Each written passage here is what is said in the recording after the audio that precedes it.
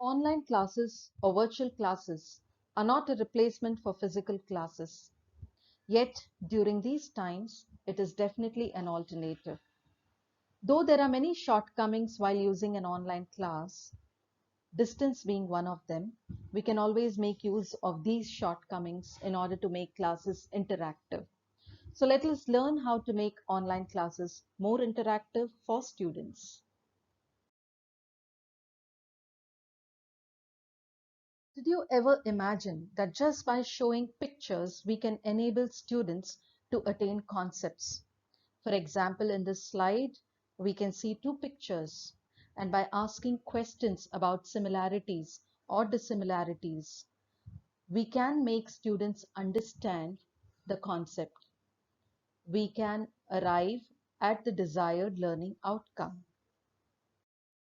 Likewise, two different types of mountains can be shown, and then students can point out the features of the folded mountains or the block mountains.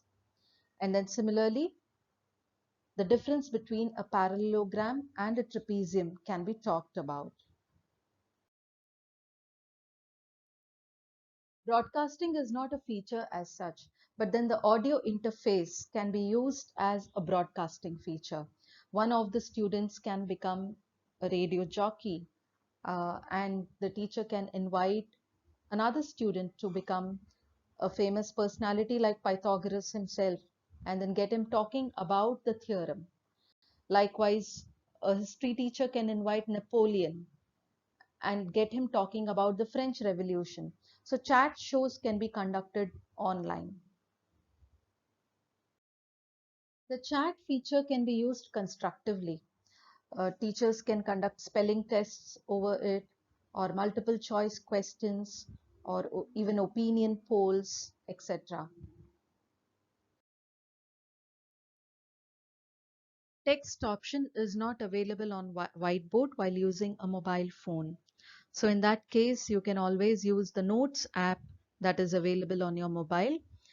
For example, Samsung Notes. So by using Notes, you can always interact with students. During an online class, annotate option is usually disabled so that students don't doodle on the screen. But then annotate option can be used constructively also. For example, the teacher can show a map and ask few of the students to mark places.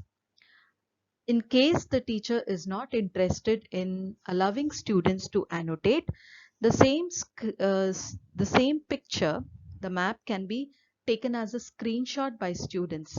So when they take a screenshot, they can annotate in their mobile phones and share the same picture after marking the places.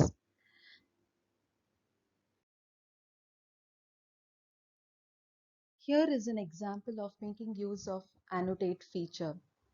For editing passage, the teacher can divide students into groups, and a group of 5 students can participate in annotating one slide. So students can use different colors in order to strike out the wrong word. The raise hand feature is one of the best ways to check for understanding.